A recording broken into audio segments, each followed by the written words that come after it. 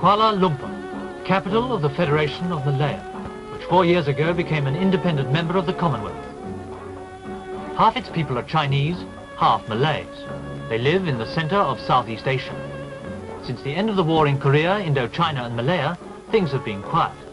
But observers expect a communist offensive in Vietnam and Laos, and possibly Cambodia, when the rains stop. To fight communism, the Malayan Prime Minister has suggested a plan to link Malaya, Singapore, Sarawak, Brunei and North Borneo into a greater Malaysia. This plan got an overwhelming vote of confidence in the Malayan Parliament, and it was a personal triumph for Tunku Abdul Rahman, the 59-year-old Prime Minister who's led the country since independence. His government, an alliance of moderate Malays and Chinese, has done better than many die-hard colonials expected. From this simple office, the Tunku guides the destinies of Malaya. Nigel Ryan asked him what was the idea behind the Malaysia plan. Well, the main object of Malaysia plan is to give independence to those countries who have been invited to join this Malaysia. And that would end colonialism in this part of the world and give no opportunity to the communists to work and poison the minds of people there, because their main ground for working against the British and American is to bring it to the people that they are the slaves, and therefore, as a result of that, they managed to have a footing in that country and then expend their propaganda, various other things. And therefore, we thought, if these people can join us, they'll be independent, and therefore the communists would have no more opportunity to poison the mind of the people in those countries. Do you think there is a serious threat of communism in this part of the world? Well, as you know, the threat is very, very serious. Even at this moment, they are using an army of something like 20,000 people in Vietnam to try and overrun Vietnam. And if Vietnam, things get very bad there, it's bound to have repercussion here. And the next thing, before we know where we are, we'll find the communists here. Do you plan to form a non-communist or an anti-communist Malaysia? Well, I have made my stand quite clear, and that is that Malaya is anti-communist. Therefore, if we have Malaysia, that means the Malaysia as a country, as a nation, is anti-communist. What is your position about the use of the British bases here for CETO purposes? Well, I've made my views quite known about that. We are not in CETO, therefore the bases here cannot be used for CETO defense or any of the CETO purposes.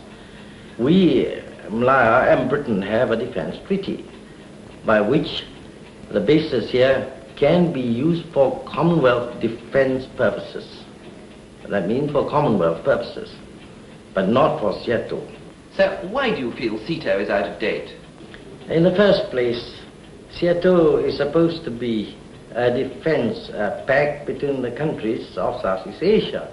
Actually, there are only two countries of Southeast Asia in this CETO.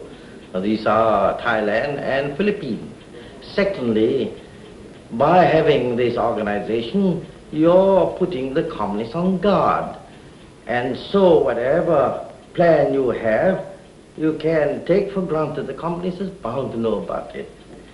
If you see the communists themselves, they have no such organizations as CETO or anything like that.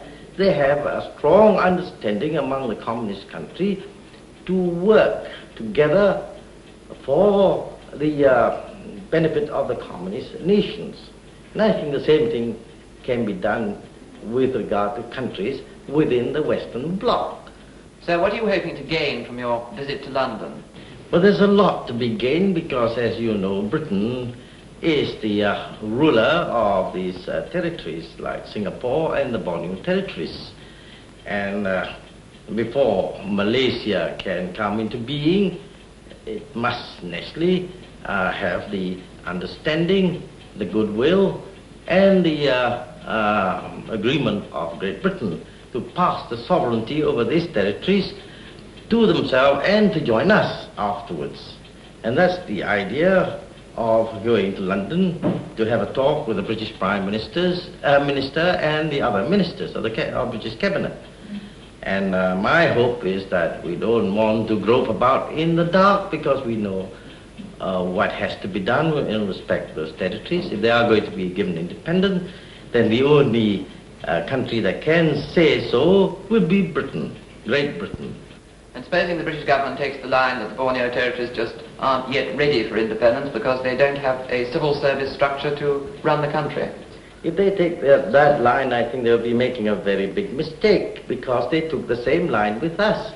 When we asked for independence, the British say, you haven't got the officers to run the civil service, you haven't got that, you haven't got this.